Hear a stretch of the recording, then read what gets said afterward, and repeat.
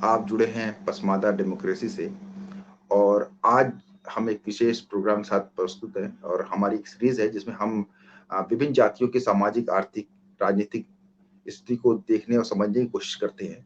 तो और इस विषय पे कुछ साथी आप अब आगे बढ़ के काम भी कर रहे हैं, पहले से भी काम करते आए, लेकिन अब और भी साथी हैं जो काम करना शुरू कर दिए हैं। उसमें से हमारे एक साथी हैं अजीम अहमद, जो उत्तर प्रदेश के प्रतापगढ़ पे के राइन समाज पे काम कर रहे हैं और देख रहे हैं कि उसकी सोशल मोबिलिटी और राजनीतिकरण उसका कैसे हुआ और वहां पे कौन से फैक्टर थे जो इस जाति को प्रभावित करते थे और अब कौन से फैक्टर जो प्रभावित करते हैं।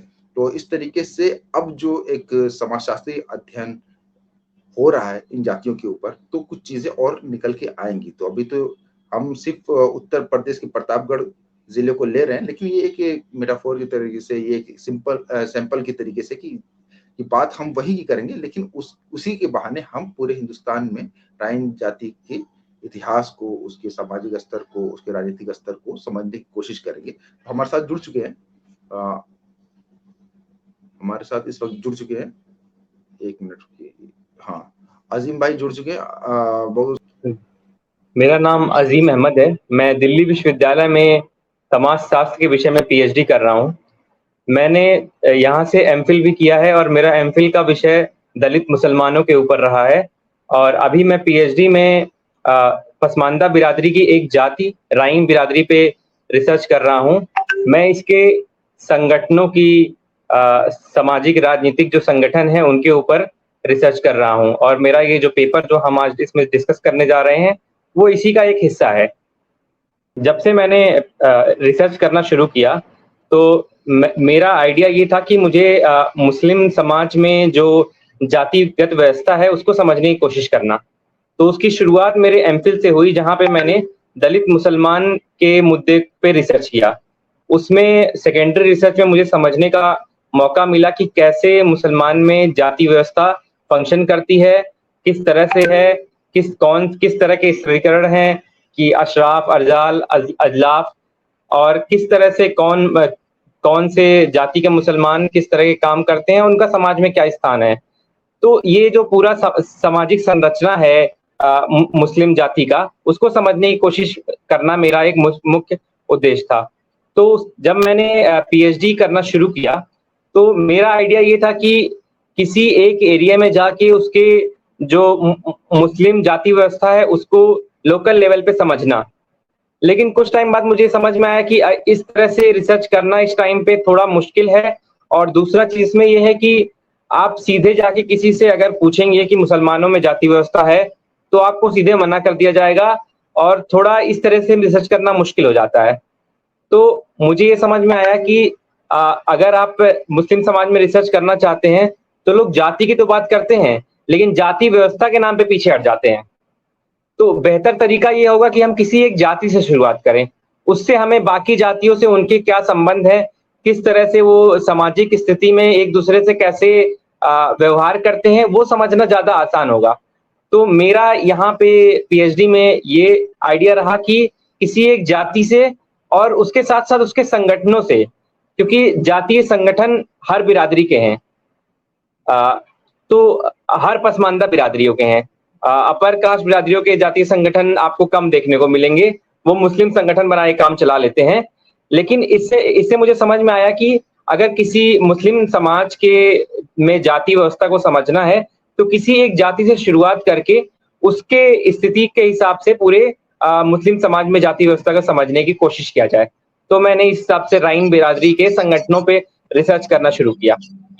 अच्छा, मैं एक सवाल ये आएगा, आपने, मैं हालांकि आपकी चॉइस पे मैं क्वेश्चन नहीं कर रहा हूँ, लेकिन दिमाग में आता है कि अंसारी को छोड़ के आपने राइन को लिया, क्योंकि अंसारी संगठन ज्यादा पुराने भी नजर आते हैं, ज्यादा मजबूत नजर आते हैं, फिर आपने राइन को क्यों लिया?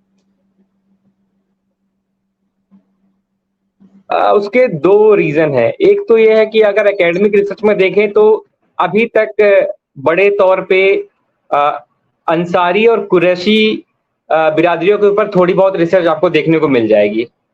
तो मेरा ये सोचना था कि इनके अलावा बाकी बिरादरियों में से किसी एक बिरादरी पे रिसर्च की जाए।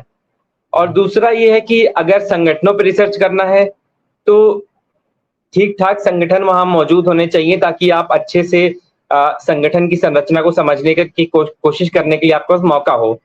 तो ये सब देखते हुए और बाकी कई सारे कोइंसिडेंट्स होते हैं रिसर्च में कि आप शुरू कहीं और से करते हैं, पहुंच कहीं और जाते हैं। ऐसे करते करते मैं राइन बिरादरी के ऊपर राइन बिरादरी तक पहुंचा।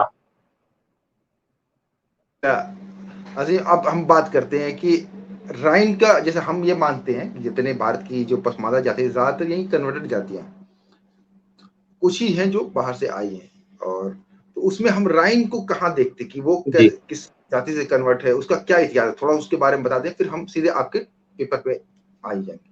ठीक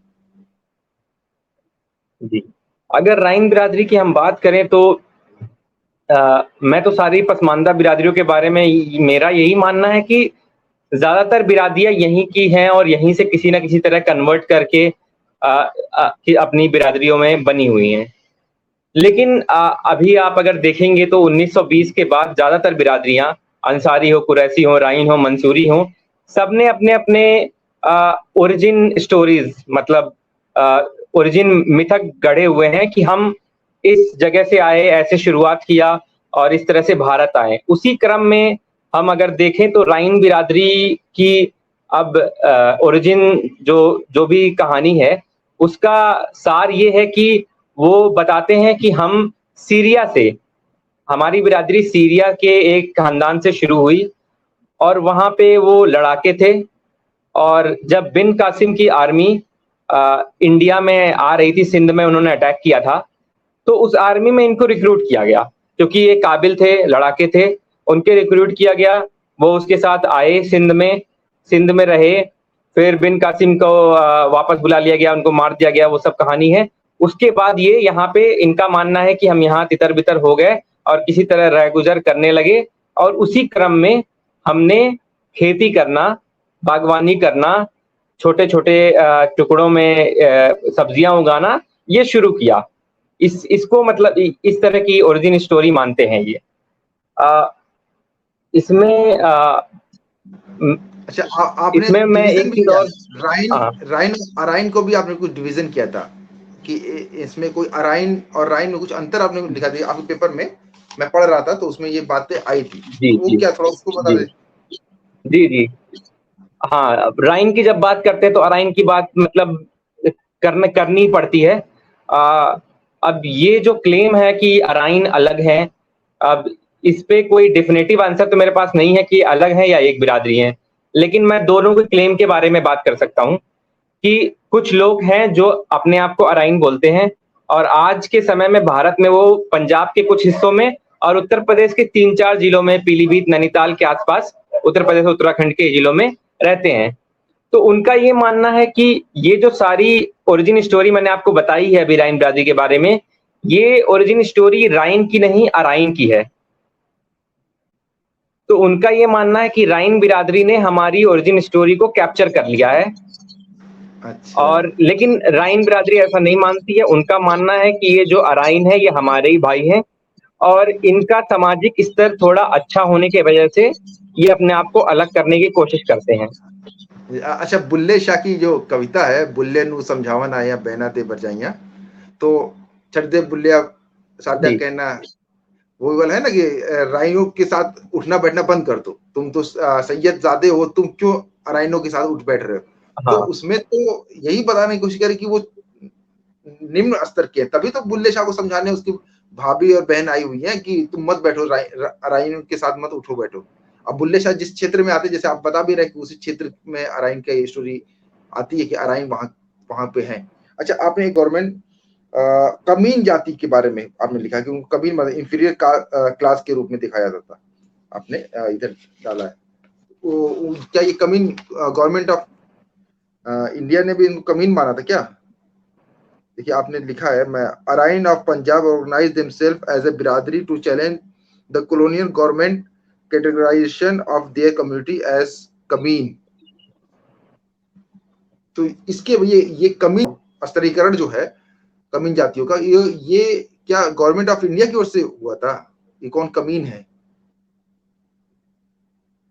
हाँ, ये 1894 की बात है, जब पंजाब गवर्नमेंट में पंजाब गवर्नमेंट के किसी एक ऑफिसर ने कुछ जातियों को कमीन जातियों में डाल दिया था, और उस टाइम जो मिलिट्री रिक्रूटमेंट होता था, आर्मी में जो रिक्रूटमेंट होता था, वो इस स्टेटस पे होता था कि आप कमीन जाति हैं तो आपका रिक्रूटमेंट नहीं होगा, और अगर आप वॉरियर कास्ट हैं, राजपूत हैं या सिख हैं, इस तरह के जो वॉरियर जाट हैं, तो इस तरह के अगर वॉरियर कास्ट हैं तो आपका रिक्रूटमेंट आर्मी में होगा। तो उस टाइम क्या हुआ था कि जो अराइन बिरादरी है वहां पे पंजाब में, अराइन तो नहीं बोलूंगा, वहां पे तो अराइन उस टाइम अराइन ही बोलते थे और अराइन ही थे, तो वो उनको कमीन में डाल दिया था। उसके वजह से वो आर्मी में रिक्रूटमेंट उनका रुक गया था, और इसके वजह से उस समय में 1894 के बाद से लेके 1915-16 तक इन्होंने ये अपना मोबिलाइजेशन किया बिरादरी के नाम पे, और मतलब उसी दौरान एक संगठन भी इनका बना। तो इन्होंने इसके खिलाफ मुहिम छेड़ी कि हम कमीन नहीं है, हम एक लैंडेड कास्ट हैं, कि हम जमीन पे काम करते हैं, हमारे पास कम जमीन होगी लेकिन हमारे पास जमीनें हैं, हम जमीनों पे काम करते हैं, हम कोई मतलब कमीन बिरादरी नहीं है जो दूसरों के काम करते हैं, दूसरों के यहाँ काम करते हैं। जैसा कि उस समय ज्यादातर काम आप देखते थे कि या तो जमींदार हैं या बाकी उनके यहाँ काम करने वाले हैं, तो ये अपने आप को एक छोटे जमींदार के रूप में देखते थे, जो पंजाब के अराइन थे। इसीलिए उन्होंने इस कमीन क्लासिफिकेशन, जो उनको कमीन के रूप में क्लासिफाई कर दिया गया था, उसके खिलाफ उन्होंने काफी मुहिम छेड़ी और उन्होंने संगठन बनाया और वॉइसरॉय तक गए इसके लिए, और बाद में उनको डीक्लासिफाई किया गया, कमीन से हटा के उनको वॉरियर कास्ट में डाला गया। ये बहुत ही इंटरेस्टिंग चीज आप बता रहे हैं। अच्छा, मैं इस पे एक और बात बोल दूं, जैसे कि जो मुस्लिम समाज में जो कैटेगरी बनी हुई है, जो मदरसों में जो पढ़ाई जाती है, अशराफ, अजलाफ, अरजाल, तो अजलाफ का मतलब ही कमीन होता है, ठीक है, जो उसका लिटरेरी मीनिंग है वो कमीन का ही मीनिंग है। तो ऐसी बात नहीं कि गवर्नमेंट ऑफ इंडिया कर रही थी, ये हमारे रहनुमा जो है, धार्मिक रहनुमा भी वही काम कर रहे थे उनको। अच्छा, गवर्नमेंट ऑफ इंडिया ने तो उस कैटेगरी से हटा दिया, लेकिन आज भी अशराफ अजलाफ की जो कैटेगरी बना रखे हैं फिका में कि कौन किस जाति से शादी करेगा, और ये जो शब्द बने हुए वो वही बने हुए, कभी ना आज भी गिने जाते हैं ये जातियां। तो ये मैं बस एक फैक्ट आपसे शेयर कर रहा था। अच्छा, अब हम इस पे आते हैं ना, आपने बता दिया कि अच्छा, अभी हम इस पे आते हैं, प्रतापगढ़ पे आते हैं। तो ये वहाँ प्रतापगढ़ का स्ट्रक्चर बताइए, वहाँ पे राइन समाज का स्ट्रक्चर क्या है प्रतापगढ़ में, और फिर वहाँ बिरादरी पंचायत के ऊपर बात करते हैं जी। हाँ, तो अगर हम प्रतापगढ़ में देखें तो राइन बिरादरी का जो जाति पंचायत है वो 2 स्तर पे है। एक जो बड़े गांव या कस्बे हैं वहां पे एक जाति पंचायत है जिसको टाट बोला जाता है, और जहां तक मेरा अंदाजा है ये टाट जो जमीन पे बिछा के टाट पे लोग एक टाइम पे साथ में बैठ के खाना खाया करते थे, वहां से ये टाट का सिस्टम शुरू हुआ है कि जो लोग एक साथ बैठ के खाना खा रहे हैं उनकी एक पंचायत है, और उसके बाद उसके ऊपर जो है एक दूसरी पंचायत है जिसका नाम बनौदा पंचायत है, और बनौदा में जितनी जितनी टाट आती हैं सारे का फैसला बनौदा के चौधरी करते हैं, और उसी तरह से जो टाट है उसमें जितने लोग हैं उसका फैसला टाट के चौधरी करते हैं, और ये जो चौधरी होते हैं ये ज्यादातर पीढ़ी दर पीढ़ी बनते आते हैं, और मतलब अगर बाप चौधरी हैं तो बेटा चौधरी और उसके बाद चौधरी बनते जाते हैं। और इसके अलावा जो ये पंचायतें हैं इनका मेन काम तो ये है कि अगर बिरादरी में किसी तरह का परेशानी है, मतलब सॉरी, अगर बिरादरी में किसी तरह का कोई मुद्दे आते हैं, कोई झगड़ा होता है, कोई तलाक का मुद्दा होता है, कोई लड़ाई झगड़े का मुद्दा होता है, जमीन का मुद्दा होता है, तो इनको सॉल्व करने की कोशिश करना ये इनका काम है। इसके साथ साथ इनका दूसरा काम है कि अपने बिरादरी के लोगों के लिए कुछ नियम कानून बनाना, ताकि वो इन नियम कानून को फॉलो करें। अगर वो उसको नहीं फॉलो करते हैं तो उनको अलग अलग तरह से सजा दी जाती है। छोटी छोटी बातों पे छोटी सजाएं होती हैं कि आपको कुछ दिन के लिए बिरादरी से निकाल दिया गया, या आपको बिरादरी के लोगों को खाना खिलाना पड़ेगा क्योंकि आपने ऐसा किया। लेकिन इसमें सबसे बड़ा तब हो जाता है जब लोगों को समाज से बेदखल कर दिया जाता है, एक्सकम्युनिकेशन हो जाता है लोगों का। वो ज्यादातर कब होता है, वो सबसे बड़ा मुद्दा तब बन जाता है एक्सकम्युनिकेशन, जब आप किसी दूसरी बिरादरी में शादी करते हैं। तो तो पंचायतों के लिए, और ये सिर्फ राइन बिरादरी की पंचायत की बात नहीं है, मैंने कई सारे पंचायतों के बारे में लोगों से बात किया है, उनके लिए सबसे बड़ा मुद्दा अभी तक यही रहा था कि उनके बिरादरी के लोग किसी और बिरादरी में शादी ना कर लें, क्योंकि उससे बिरादरी का जो मतलब सोशल बाउंड्री है वो टूट जाती है। फिर लोग ये कहते हैं कि मतलब इनके बच्चों को क्या बोलेंगे, या इस तरह से ठीक नहीं है दूसरे बिरादरी में जाना। तरह तरह के आर्गुमेंट दिए जाते हैं कि आप बिरादरी से बाहर शादी ना करें, और शादी अगर होती है तो आपको बिरादरी से बेदखल कर दिया जाता है, कई सालों तक बेदखल रहते हैं। अभी भी जहाँ पे पंचायतें मजबूत हैं, प्रतापगढ़ जिले में भी कुछ जगह नहीं है जहाँ पे लोग खुलेआम इस तरह की चीजें कर रहे हैं और उसका उनके ऊपर कोई फर्क नहीं भी पड़ रहा है, ऐसा भी है। लेकिन जहाँ पे पंचायत मजबूत है वहां पे इस तरह के काम करना मतलब मुश्किल है, आपको समाज से बेदखल कर दिया जाएगा। और समाज से बेदखल करने का मतलब सिर्फ सामाजिक नहीं है कि आप समाज में लोगों के यहाँ शादियों में नहीं जा सकते, उनको बुला नहीं सकते। इसके साथ साथ आर्थिक भी है, क्योंकि राइन बिरादरी मंडी से जुड़ी हुई है, तो आपको समाज से बेदखल करना मतलब समाज के काम से भी बेदखल करना। तो आप मंडी से सब्जी नहीं ले सकते बेचने के लिए, क्योंकि ज्यादातर लोग सब्जी लेके ही बेचते हैं मंडी से। तो अगर आप वो नहीं कर पाते हैं तो इससे आपकी आर्थिक स्थिति भी खराब होती है। इसलिए लोग इस तरह के नियम को फॉलो करने की कोशिश करते हैं। ये अलग बात है कि अब पंचायत की स्थिति उतनी अच्छी नहीं रही है, ज्यादातर जगह पंचायत के पास अब वो पावर नहीं है, और कई जगह लोग चौधरी की बातें अब नहीं मानते उस तरीके।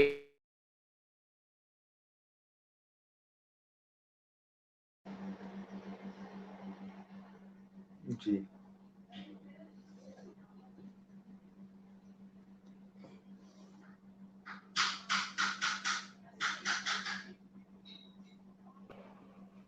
फिर से लॉस हो गए। हाँ चलिए कोई बात नहीं, दोबारा जुड़ हाँ। गए। अच्छा आप मुझे ये बताएं कि एक आरोप ये लगाया जाता है कि आप लोग जो पसमानदा जाति है वो भी तो इतने ही सख्त है शादी ब्याह के मामले में, इसको कैसे देखते हैं आप? तो हम अशराफों पे क्वेश्चन करते हैं। अच्छा इसका दो आंसर हो सकता है। एक आंसर तो बाबा साहब के नजरिए से था कि ये जो स्तरीकरण है इसको बनाया गया है ऊपर से और ये नीचे क्यों आया है, ठीक है। एक तो बाबा साहब ने वो ना ग्रेडेड इनइक्वालिटी वाले जो कंसेप्ट है वो आप कैसे देखते हैं? मैं आपकी राय जानना चाह रहा हूँ, थोड़ा सा आपका आपका थोड़ा सा तो इसको कैसे देखते हम हैं सवाल? इस हाँ, इसको हम लोग इस तरह से देख सकते हैं, जो बाबा साहब कह रहे हैं कि बिरादरी में सामाजिक स्तरीकरण है, मतलब हायरार्की है बिरादरी की। तो हर बिरादरी का अपना अपना अपना आइडेंटिटी है। तो यहाँ पे यही फर्क हो जाता है बिरादरी संगठनों में और पसमानदा, मतलब अगर पसमानदा मूवमेंट की बात होती है तो यहाँ पे बिरादरी में क्या होता है कि लोग बिरादरी के अपने आइडेंटिटी के ऊपर ही बात करते हैं, और किसी ना किसी तरह कोशिश करते हैं अपनी बिरादरी आइडेंटिटी को मजबूत करने में। और उसमें मतलब शादी का बहुत बड़ा महत्व है।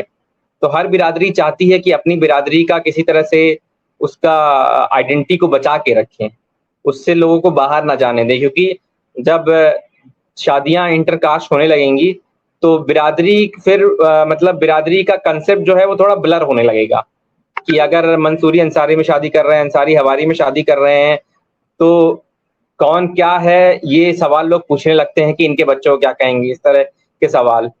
तो हर बिरादरी में यही चीज है। और अब इस मामले में हम किसी एक को दोष नहीं दे सकते, लेकिन ये सिस्टम तो मतलब इसको मजबूत कैसे किया जाता है, इस बात पे हम अशराफ के ऊपर सवाल कर सकते हैं कि इसको कौन कोशिश करता है कि इसको इसी तरह से मेंटेन किया जाए।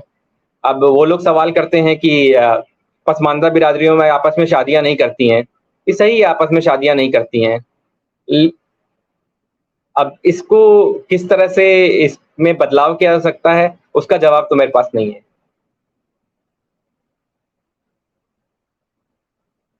ये ठीक है, हम इस पे बात करते हैं, क्योंकि देखिए हम इस पे जब बात करते हैं तो लोग यही कहते हैं कि शादी ब्याह तुम लोग भी नहीं करते इस तरीके से। तो हमारे ये कहना, किसने रोक रखा है इस सिस्टम को, ठीक है, कौन है जो जिसने इसको बढ़ावा दिया? तो हम ये देखते हैं कि इसको बढ़ावा हाँ। देने वाले जो है वो जो स्ट्रक्चर है, मान लीजिए कास्ट सिस्टम है, कास्ट सिस्टम को कौन प्रमोट कर रहा है, ठीक, किसके हित में ये काम हाँ। कर रही है? है ना, तो उस पे हाँ, बात तो कर सकते इसमें जी, इसमें अगर हम बात करें तो फिर सीधा सवाल ये होता है कि मुस्लिम समाज में जाति को, कास्ट स्ट्रक्चर को कैसे लेजिटिमाइज़ किया गया? भाई हम लोग तो यही बात करते हैं, हमारे ज़्यादातर पसमानदा और अशराफ भी यही कहते हैं कि मुसलमानों में तो जाति व्यवस्था है ही नहीं, कुरान में जाति का कोई कंसेप्ट ही नहीं है। तो अगर नहीं है, तो ये जाति व्यवस्था आई कहाँ से, सवाल करिए। ये मत कहिए कि ये लोग भी शादी नहीं कर रहे हैं। तो ये बताइए इसको लेजिटिमाइज़ किसने किया है? तो अगर आप इसमें देखेंगे तो आप मसूद आलम फलाही की किताब से जो लोग भी वाबस्ता हैं उनको पता होगा कि किस तरह से हमारे उलेमाओं ने जाति के कंसेप्ट को भारत में लेजिटिमाइज़ किया है, अलग-अलग तरीके से, चाहे फतवा जहांदारी हो, चाहे उसके बाद अशरफ अली थानवी के बहिश्ती जेवर में हो, अभी वो शायद उसके बारे में उसके दूसरे पहलुओं पे शायद वायर में कुछ न्यू आर्टिकल छपा है। तो इस तरह के जो हमारे उलेमाओं ने अलग-अलग किताबें लिखी हैं, उसमें इसको लेजिटिमाइज़ किया गया है कि ये बिरादरी से आप शादी नहीं कर सकते या इनके साथ आप ये ऊँचे हैं, ये नीचे हैं। तो ये तो मतलब बात वहीं आ गई कि मुसलमानों में जाति व्यवस्था को मजबूत कौन कर रहा है? उसको मतलब बात यहाँ तक पहुँची कैसे कि हम जाति को इतना मतलब रिजिड तरीके से मानने लगे हैं। अच्छा अजीम, आपका वीडियो बहुत ज़्यादा ब्लर हो रहा है, लेकिन चलिए कोई नहीं, हम इसको ख़त्म ही करते हैं थोड़ी देर में। अच्छा, ये अब जातीय संगठन के बारे में बता रहे थे, 2 जातीय संगठन वहाँ पे मजबूत हैं, और फिर आपने बताया कि वो पॉलिटिकली किस तरीके से इंटरेक्ट करते हैं जातीय संगठन, उसको थोड़ा समझाइए। हाँ, तो ये अभी हमने इससे पहले जाति पंचायत के बारे में बात की थी। उसके अलावा इनके जो कई सारे मतलब राइन बिरादरी का एसोसिएशन है। तो ऑल इंडिया जमायतुर्रहीम है और उसके स्टेट यूनिट्स हैं, जैसे यूपी जमायतुर्रहीम, बिहार जमायतुर्रहीम। तो ये जो संगठन है, इनका मेन मकसद ये रहता है कि ये कोशिश करते हैं कि हम अपनी बिरादरी को राजनीतिक तौर पे मजबूत करने की कोशिश करें। मतलब मैंने जो पॉलिटिसाइजेशन लिखा है, उसका मतलब ये नहीं है कि इनका पॉलिटिसाइजेशन हो गया है। उसका मतलब ये है कि ये कोशिश कर रहे हैं कि हमारी बिरादरी का पॉलिटिसाइजेशन हो, कि हम राजनीतिक तौर पर मजबूत हों और भारतीय राजनीति में हमारी भी कुछ पूछ हो, क्योंकि इनका दावा है कि हमारी बिरादरी मुस्लिम बिरादरियों में सबसे ज़्यादा पॉपुलेशन है, या कुछ लोग दूसरे नंबर की पॉपुलेशन की बात करते हैं। ये हमारी 3-4 पसमानदा बिरादरियों सबका दावा है। ठीक है, जब तक कास्ट सेंसस नहीं होता सबका दावा ठीक है। लेकिन मेन मकसद यही है कि उनका कि इस पॉपुलेशन के बेसिस पे कि हम अगर इतनी हमारी इतनी हमारी जनसंख्या है, तो उसके हिसाब से हमारी राजनीतिक भागीदारी भी होनी चाहिए। तो इसी के नाम पे और उसके साथ-साथ जो ये संगठनें हैं, इनकी कोशिश ये है कि जो हमारी बिरादरी है उसके समाज में कुछ नाम हो, ताकि लोग जाने कि क्या बिरादरी है। जैसा कि राइन बिरादरी, लोग ये बोलते हैं कि राइन बिरादरी के बारे में लोग जानते नहीं हैं मुस्लिम समाज में। लोग अंसारी की बात करते हैं, कुरैशी की बात करते हैं पसमानदा में, लेकिन राइन के बारे में कोई नहीं जानता। और इसका रीज़न ये है, इन जो हमारे संगठन हैं, इनके एक्टिविस्ट ये बोलते हैं, इसका मेन कारण ये है कि हम लोग अपना टाइटल यूज़ नहीं करते हैं। तो वो इस पे फोकस करते हैं कि बिरादरी के लोग टाइटल यूज़ करें, और टाइटल यूज़ करने से ज़्यादा संख्या हमारी दिखेगी, और उस संख्या का यूज़ करके हम कुछ राजनीतिक जगह बनाने की कोशिश करेंगे। अच्छा, अच्छा, बिहार, आपने उत्तर प्रदेश को एग्ज़ाम्पल लिया है, लेकिन जब हम बिहार को देखते हैं, तो जैसे मैं अभी आज का एजाज़ अली साहब से बात कर रहा हूँ, उनके वीडियो भी डाल रहा हूँ चैनल पे, तो वो एक बहुत शानदार लिगेसी है, गुलाम सरवर से लेके एजाज़ अली तक की एक शानदार लिगेसी है, और वो लोग जी, बिल्कुल। राज्यसभा रहे, है ना, संसद में रहे वो। तो वहाँ पर राइन बिरादरी ज़्यादा मजबूत नज़र आई, मुझे इस तरह हिसाब से देखो, वहाँ पे देखिए मोमिन कॉन्फ्रेंस भी वहाँ पर है, जबीतुल राइन भी वहाँ पर है, और वहां पर उन लोगों ने मजबूत किया। अली अनवर तो एजाज अली के साथ ही थे ना, वो तो टूट के बाहर हुए उससे, एजाज अली का जो मोर्चा था उसी से वो निकले हुए। तो वहां की कंडीशन और उत्तर प्रदेश की कंडीशन में क्या अंतर नजर आता है, क्योंकि वहां पर तो राइन और अंसारी दोनों ही उतनी मजबूत नजर आते जितना उत्तर प्रदेश में नहीं नजर आते। तो क्या उस दोनों में क्या अंतर है? बिल्कुल, बिल्कुल ये सही बात है। इसमें अगर आप देखें तो बिहार और उत्तर प्रदेश का अंतर देखना होगा कि बिहार में जो जातिगत चेतना है वो उत्तर प्रदेश से बहुत ज़्यादा है। और इसी का कारण है कि बिहार में राइन बिरादरी के संगठन भी मजबूत रहे हैं। राइन बिरादरी के कई सारे नेता हुए हैं, गुलाम सरवर से लेके एजाज अली साहब तक, और कहकशा परवीन रही हैं। और उसके साथ साथ यही कारण है कि पसमानदा मूवमेंट भी बिहार में ही ज्यादा मजबूत रहा है। यूपी में उस तरह से उसकी सक्रियता देखने को अभी तक नहीं मिल पा रही है। बीजेपी के आने की बात अलग है, वो दूसरा टॉपिक है। लेकिन उससे पहले तक अगर आप देखें तो जितना पसमानदा संगठन 1990 के दशक में बिहार में एक्टिव थे, उतना 2020 तक भी यूपी में नहीं हो पाया। इसका यही एक रीजन है कि जाति चेतना जो है वो यूपी में उस तरह से नहीं है जिस तरह से बिहार में है। आपने दो संगठन के भी नाम बताए थे, मैं देख लो। एक आपने बताया था कि राइन की दो संगठन का नाम लिया था, अंजुमन बिरादरी पंचायत सामाजिक कल्याण संगठन, राइन सामाजिक कल्याण संगठन। इस तरीके से आपने कुछ संगठन के बारे में बताया, उनका महत्व तो थोड़ा समझाइए। क्या क्या है वो, क्या क्या काम करते हैं? क्योंकि मैं संगठनों के ऊपर रिसर्च कर रहा हूँ, तो मैं बिरादरी के हर तरह के संगठन के ऊपर रिसर्च जानने की कोशिश करता हूँ। तो ये जो दो संगठन हैं, ये ज्यादातर समाज सेवा के काम में लिप्त संगठन है।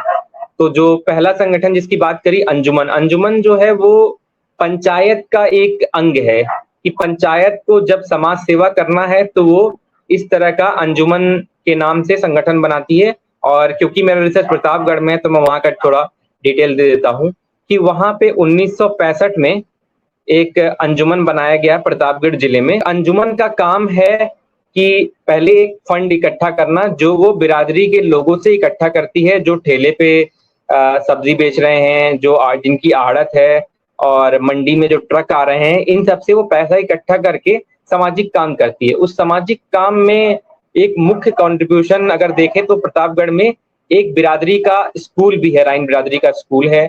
उसके साथ साथ उन्होंने बहुत सारे शादी ब्याह के जरूरत के लिए बर्तन इकट्ठे कर रखे हैं जो बिरादरी और गैर बिरादरी के लोग समय समय पे यूज कर सकते हैं। और वो इसके साथ साथ जरूरत पड़ने पे लोगों के दवाई या इस तरह के मेडिकल नीड्स में भी मदद करने की कोशिश करते हैं। लेकिन जैसा मैंने पंचायत के बारे में बताया कि पंचायत का अब जो वो है वो पावर उस तरह से रहा नहीं है, और उसका पावर कम होने की वजह से अंजुमन भी उस तरह से काम नहीं कर पा रही है। तो उसमें एक नया जो बदलाव हुआ है 2021 में, प्रतापगढ़ में एक नया सामाजिक संगठन बना है जिसका नाम जमायतुर रहीम फाउंडेशन है। और उसका काम ज्यादातर तो लगभग अंजुमन की तरह ही है, लेकिन उसमें एक चीज अलग है। वो एक चीज अलग ये है कि वो सिर्फ राइन बिरादरी के लिए काम नहीं कर रही है। उसका क्लेम ये है कि हम इंसानियत के लिए काम करते हैं, हम बिना धर्म और मजहब देखे काम करते हैं। मतलब उस खालसा उसके एक मतलब इंस्पिरेशन में से एक होता है। मतलब कुछ लोगों में उसमें उस संगठन के कुछ लोगों ने ऐसा एग्जाम्पल दिया कि जैसे कि खालसा है, हम उस तरह का काम करना चाहते हैं कि लोगों की जरूरत में हम काम कर पाए। और उसके साथ साथ कुछ लोगों ने मोहम्मद साहब का एग्जाम्पल भी दिया कि मोहम्मद साहब सल्लल्लाहु अलैहि वसल्लम वो इंसानियत के लिए काम करते थे। तो उसी तरह से हम चाहते हैं कि हम भी इंसानियत के लिए काम करें, और इस इंसानियत के लिए काम करने में कोई धर्म और कोई मजहब बीच में नहीं आए और हम सभी के लिए काम करें। तो मतलब मेरा जो इस संगठन के बारे में बात करने का रीजन है इस पेपर में कि ये संगठन ये काम करके सिर्फ इंसानियत का काम कर रहा है, वो ठीक है, लेकिन उसके साथ साथ उनका इस बात पे फोकस है कि इंसानियत का काम जमायतुर रहीम फाउंडेशन के अंडर ही होना चाहिए। ऐसा नहीं कि हम किसी और नाम से ये काम कर लें, क्योंकि हम किसी और नाम से अगर ये काम करेंगे तो हमारी बिरादरी का नाम नहीं होगा कि हम लोग ये काम कर रहे हैं। और ये करना जरूरी है ताकि बिरादरी का नाम हो कि ये ऐसी बिरादरी है जो सर्व समाज के लिए काम करती है। तो ये मेरे रिसर्च का एक मेन वो है कि इस तरह के काम करके वो राइन बिरादरी का नाम मतलब एक पॉजिटिव इमेज में लाना चाहते हैं कि इस तरह का मतलब जो राइन बिरादरी के लोगों का मानना है कि हमारी बिरादरी को कोई पहचान नहीं मिलती है सामाजिक और राजनीतिक दोनों तरह से। तो इस तरह के काम करके हम अपना सामाजिक पहचान बना सकते हैं और एक तरह से हम अपना सोशल स्टेटस ऊंचा कर सकते हैं, बेहतर कर सकते हैं, लोगों की नजर में एक अच्छी बिरादरी के रूप में अपने आप को दिखा सकते हैं। अच्छा अच्छा, आप अब थोड़ा सा पसमानदा और राइन को समझने की कोशिश करते हैं कि अगर जातीय पहचान इतनी प्रबल रही, चाहे वो अंसारी की हो, चाहे वो राइन की हो, चाहे वो कुरैशी की हो, तब वो पसमानदा पहचान तो बनेगी नहीं, क्योंकि पसमानदा पहचान जाति से जमात के हो जाने की बात कर रही है। और अगर आप अपनी जाति को ही मजबूत करेंगे तो फिर पसमानदा जो हम गठबंधन की कोशिश कर रहे हैं और जातियों के साथ, क्योंकि कोई भी जाति इतनी काबिल नहीं है कि वो अपने दम पर कोई एक सांसद भी या एक एमएलए भी बना सके। ठीक है, हम मैं मऊ से आता हूँ, वहाँ पे अंसारी बाहुल्य है, मुख्तार अंसारी जीतता आया है, और वहां पे हम देखते हैं कि वो इतने आबादी में होने के बावजूद भी उनको हमेशा डर रहता है कि इस बार हमारे नहीं बने। हालांकि एक तरफा वोट करते मुख्तार अंसारी को, लेकिन मुख्तार अंसारी अंसारी नहीं, ये भी मैं बता दूं, वो मिल्की है, ठीक है ना, वो ये वाला अंसारी नहीं है जो जो जिसको हम बुनकर बोलते हैं। तो मैं समझना चाह रहा हूँ इस बात को कि ये लोग कैसे देखते हैं पसमानदा आंदोलन को, क्योंकि पसमानदा आंदोलन तो उनसे यही डिमांड करेगा आप अपनी जातीय पहचान को कमजोर करिए और पसमानदा पहचान को मजबूत करिए। तो कैसे देखते हैं आप इसको? ये तो बहुत बड़ा विरोधाभास है, मतलब हमारे पसमानदा और बिरादरी संगठनों में, और जवाब नहीं है। कभी लोग अपनी बिरादरी के बारे में बात करते हैं, लेकिन ऐसा नहीं है, जो बिरादरी संगठनों में हैं वो पसमानदा मुद्दे पे बात नहीं कर रहे हैं, वो कर रहे हैं, लेकिन अब अपनी बिरादरी की पहचान भी नहीं छोड़ना। तो ये थोड़ा-सा मुश्किल सवाल है कि कैसे बिना अपनी पहचान को छोड़े, बिना जाति राजनीति को मजबूत किए, जाति चेतना को मजबूत किए, कैसे पसमानदा आंदोलन में हिस्सा लेंगे? सवाल भी कुछ संगठनों के जायज़ हैं, जैसे कि अयूब रहीम साहब जब दलित मुसलमान की बात करते हैं और वो कहते हैं कि पसमानदा नाम में दलित मुसलमानों का मुद्दा छुप जाता है। ऐसा नहीं है कि पसमानदा मुसलमान दलित मुसलमानों की बात नहीं करते हैं, लेकिन जब पसमानदा की बात होती है तो उसमें कई बार इस तरह के मुद्दे दलित मुसलमानों के मुद्दे और पसमानदा में जो छोटी बिरादरियां हैं उनके मुद्दे कहीं न कहीं छुप जाते हैं, ये भी एक सच्चाई है। तो ये बहुत बड़ा मतलब सवाल है कि कैसे हम इस चीज़ को दोनों को एक साथ लेके चलें, कि ऐसी जातियाँ जो हैं जिनके मुद्दे अभी तक जिनके नाम ही लोगों को पता नहीं है, उनको कैसे पसमानदा आंदोलन में उनका कैसे समावेश किया जाए? जी। तो जी, मैं इस पे तरह मैं का लगातार विरोधाभास तो रहेगा। जी, मैंने अपने चैनल पे पसमानदा आंदोलन का भविष्य नाम से 4-5 वीडियो बनाए हैं, और जो मुख्य पदाधिकारी उनसे मैंने सवाल किए थे, थोड़ा तल्ख सवाल किए थे। मैंने कहा कि आप जो संख्या में कम है, आपके आंदोलन से जुड़ेंगे, आप उनको कहेंगे कि चुनाव के ज़रिए पद भरे जाएँगे, उनकी संख्या ही नहीं है, वो पद कैसे भरेंगे? वो पद पे कभी आएँगे नहीं, हमेशा फॉलोअर बने रहेंगे। आप सुनिश्चित करिए अपने संगठन के भीतर सामाजिक न्याय सुनिश्चित करिए, उन जातियों को आप सीटों को रिजर्व करिए, कम से कम एक ऐसे करिए कि एक बार इस जाति का बनेगा, उस जाति का दूसरी बार नहीं बनेगा, किसी और को मौका मिले। तो वरना ऐसे तो जैसे आप बता रहे थे, कुरैशी, अंसारी, फिर राइन, जो 4-5 जातियां वही कब्जा किए रहेंगी सब पे। राइन तो अब बता रहे, राइन की समस्या यही है कि वो ये कह रहे हैं कि हमारी पहचान नहीं अभी आ रही सामने। तो ठीक है, आपने बहुत हमने आज नेटवर्क के इशू रहा, तो हम अभी पहली बार तो जुड़ रहे हैं साथ में, दोबारा भी हम इस विषय पे जुड़ेंगे। एक बात